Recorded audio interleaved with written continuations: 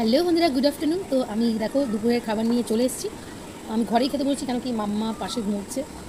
ওর কাছে বসেই খাই, যদি দুম করে উঠে যায় তাহলে তো মুশকিল না।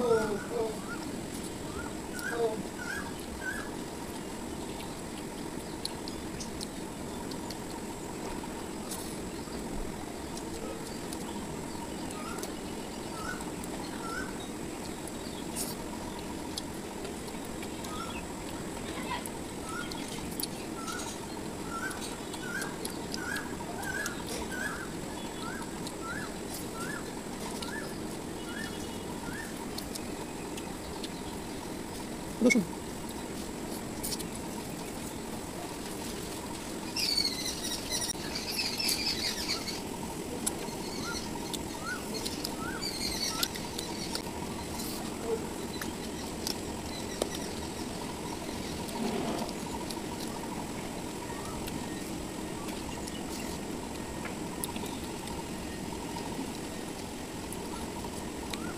মাংসের মধ্যে যদি গোটা রসুনটা দেওয়া হয় না, ওটা তো দারুণ একটা টেস্ট। তো যাই হোক বন্ধুরা, আমি এই খাবারটা শেষ করি, তারপরে মাম্মার পাশে একটা লম্বা ঘুম দেবো। আর আজকের মতো টাটা।